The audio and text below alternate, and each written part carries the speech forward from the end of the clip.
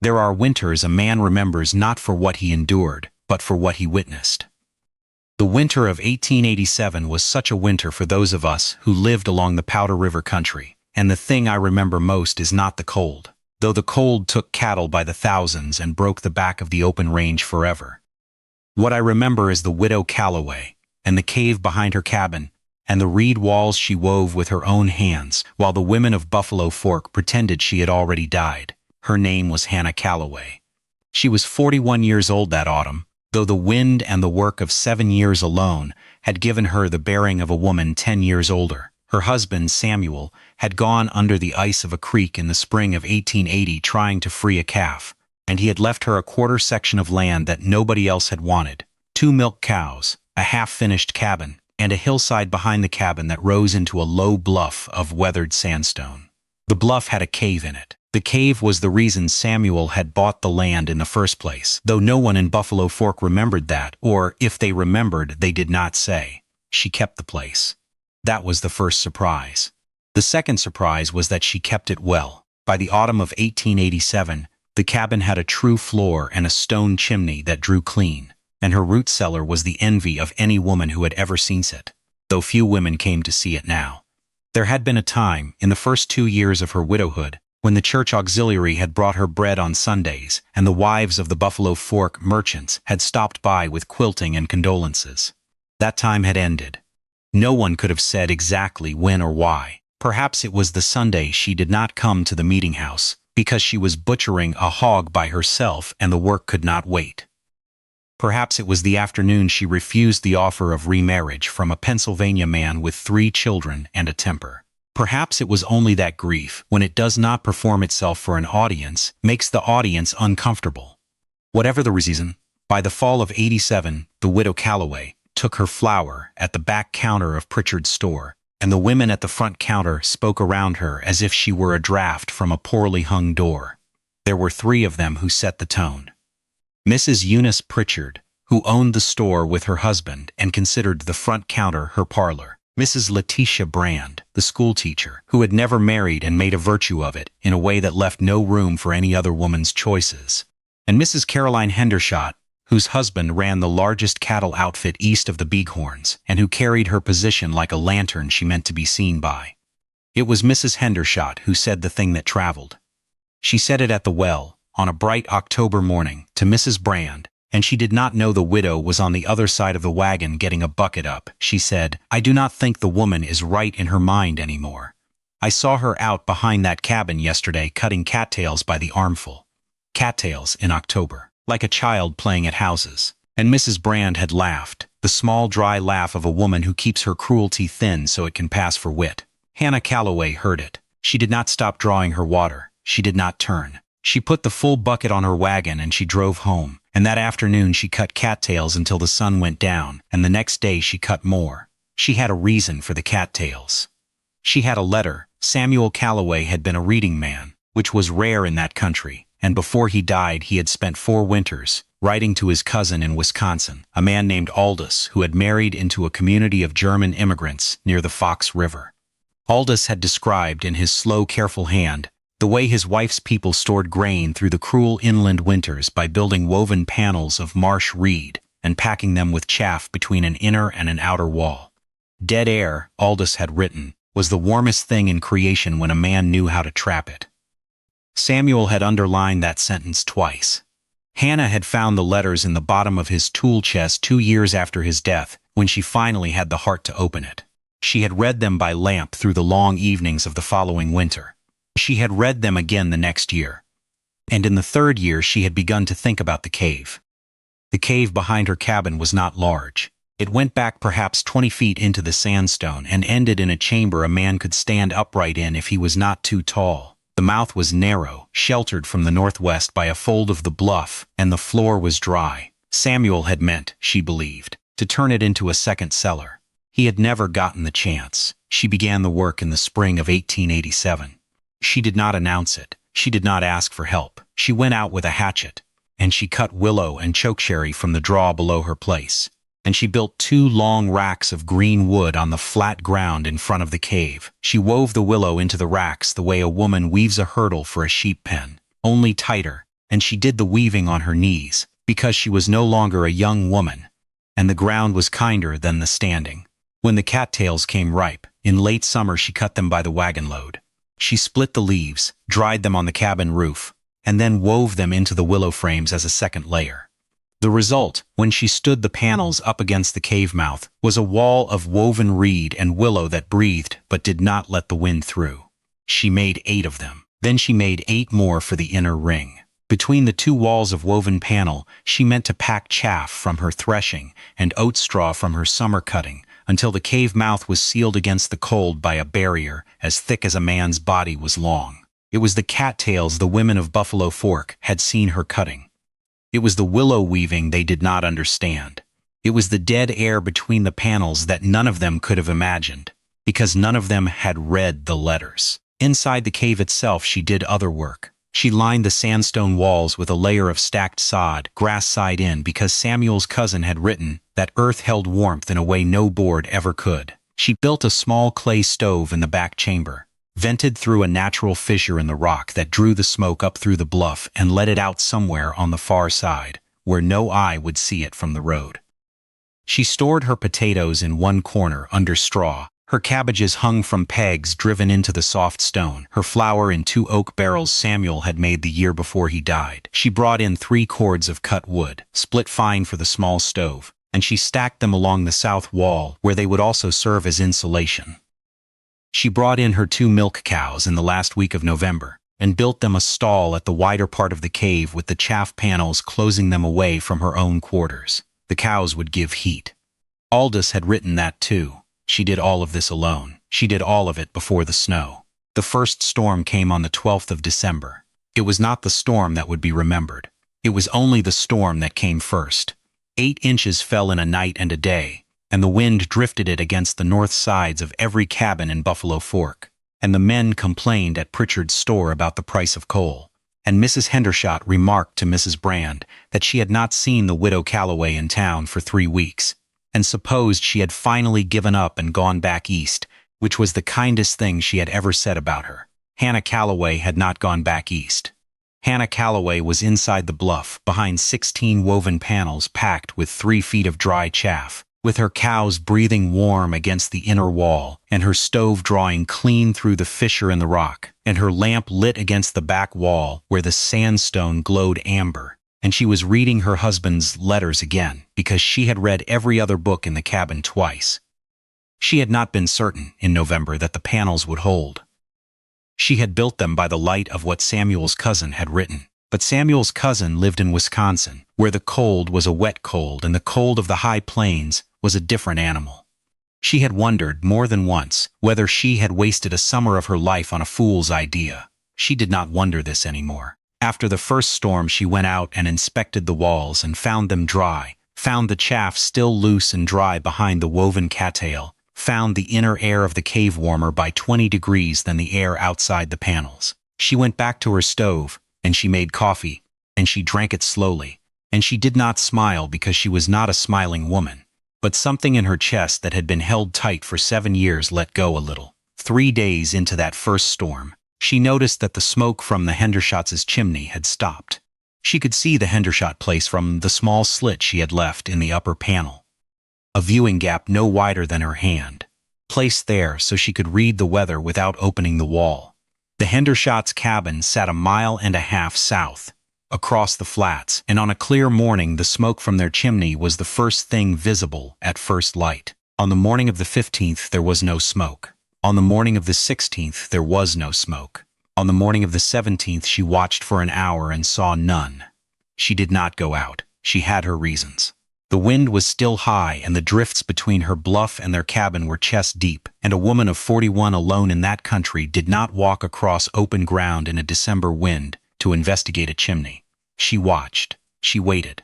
On the 18th, the smoke rose again, thin and uncertain, and she let out a breath she had not known she was holding. She did not know yet that Caroline Hendershot's youngest child had taken sick during those 3 days, and that the family had let the fire go down while the mother sat up with the child, and that the boy had pulled through only because the storm broke long enough for a neighbor to ride for the doctor. She would learn this later. She learned most things later. and at a distance, and from strangers passing through. The second storm came on the 28th of December, and it was worse. And the third came on the 5th of January, and the fourth came on the 12th. And after the fourth, the people of Buffalo Fork stopped counting them as separate storms, because they were no longer separate.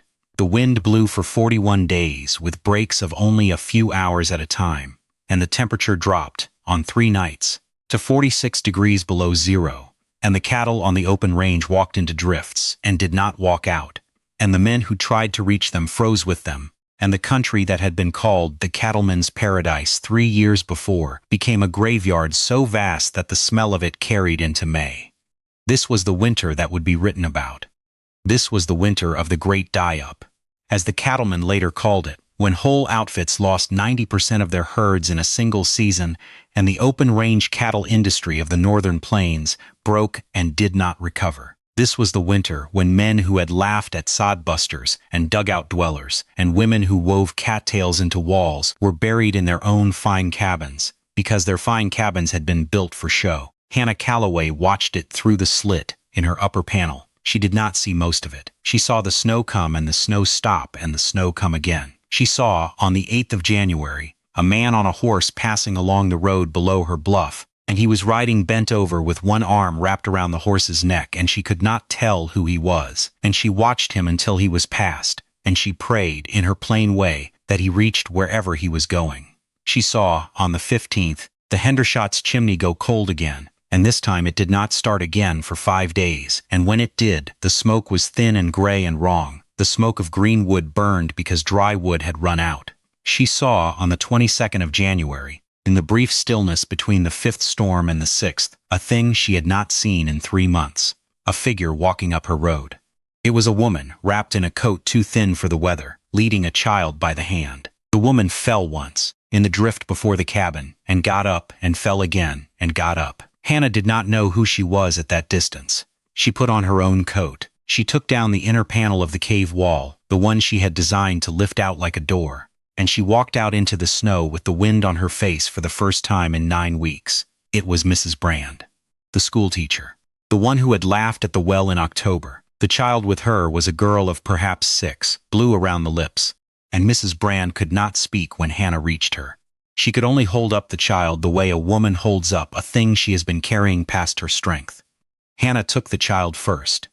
Then she took Mrs. Brand by the elbow, and she walked them both up to the cave, and she lifted the inner panel and closed it behind them, and she put them by her stove, with the cows breathing soft on the other side of the chaff wall, and she warmed broth she had been keeping for herself. Mrs. Brand wept then. She wept for a long time. She did not say anything, and Hannah did not ask her to, and after an hour she fell asleep on the buffalo robe by the stove, with the child in the crook of her arm. Hannah covered them both with a quilt Samuel's mother had pieced in 1862, and she sat by the stove and she watched them sleep, and her face was the face she had worn for 7 years, which is to say it gave nothing away. She would learn, later, the rest of it, that the schoolteacher's stove had cracked in the cold of the 18th, and could not be repaired, that she had moved into the Pritchards' back room, and the Pritchards' coal had run out on the 20th.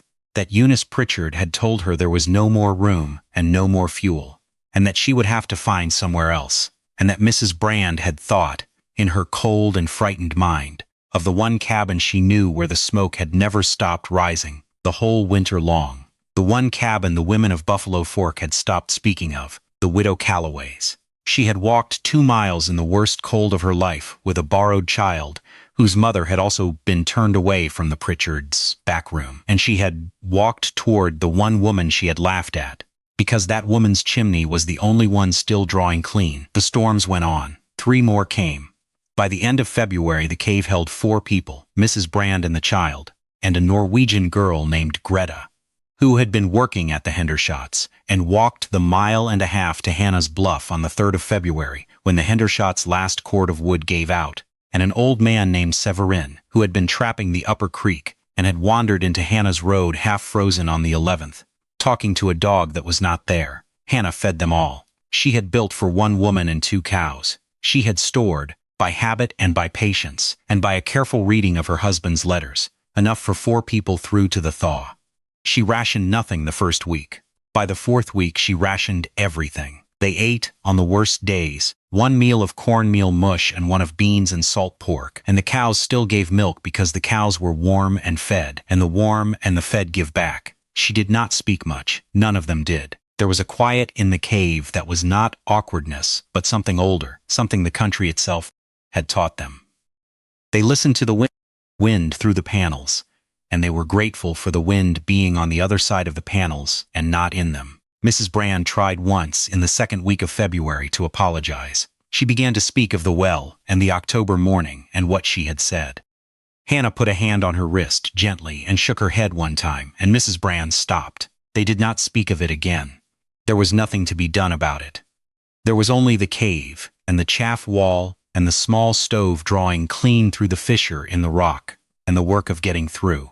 The thaw came late that year. The first true thaw was the 11th of April. The road into Buffalo Fork was opened by the 18th. On the 20th, Hannah Calloway lifted the inner panel of her cave wall, and Mrs. Brand and the child and Greta and old Severin walked out into a country they had not seen in 70 days. And the light was so bright it hurt their eyes, and the smell of wet earth was the most beautiful thing any of them had ever known. What they walked out into was a county broken.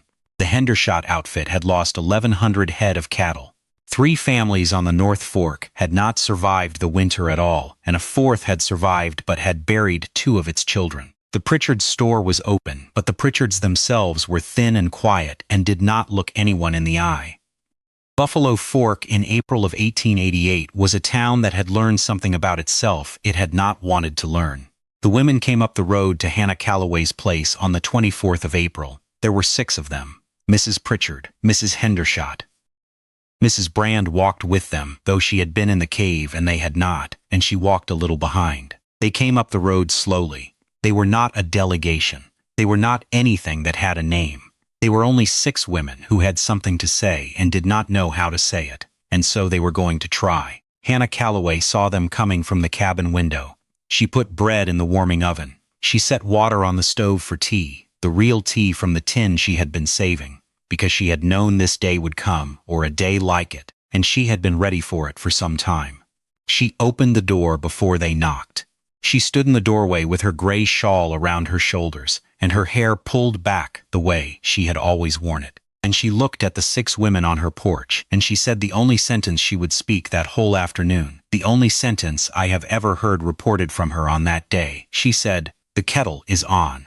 Come in before it cools." That was all. She turned and went back inside, and the 6 women followed her in, and she poured them tea, and she set out bread, and they sat at her table for 2 hours, and most of what was said by them and not by her. She listened. She nodded. When Mrs. Hendershot began to speak of the well and the October morning, Hannah did the same thing she had done with Mrs. Brand in the cave. She put a hand on the woman's wrist, gently, and shook her head one time, and Mrs. Hendershot stopped. And after a moment she began to weep, quietly, into her tea. When they left, near sundown, they walked back down the road toward Buffalo Fork in a loose line, and they did not speak to one another the whole way. And that silence was the beginning of something that would last the rest of their lives. Hannah Calloway lived on her place another 26 years. She remarried, in 1893, a quiet man named Olafson, who had come west looking for land, and they had no children together, but they kept the place well. The cave was used every winter for storage, until she died in the spring of 1914. The reed panels she wove in the summer of 1887 lasted, with patching, for 19 years. I knew her a little. At the end, I was a boy then, and my mother sent me to her place with eggs sometimes, and she would give me a piece of bread with honey on it and ask me about my schoolwork. She did not speak of the winter of '87 to me. She did not speak of it to anyone, so far as I know. She did not need to. The women who had walked up her road in April of 1888 spoke of it for her, in the years after, and they spoke of it the way a person speaks of something that has changed them and which they have not finished understanding. Preparation is not stubbornness. It is a form of love, for the people who will need you when they finally admit they do. If this story stayed with you, there is another one waiting by the fire. Preparation is not stubbornness. It is a form of love, for the people who will need you when they finally admit they do.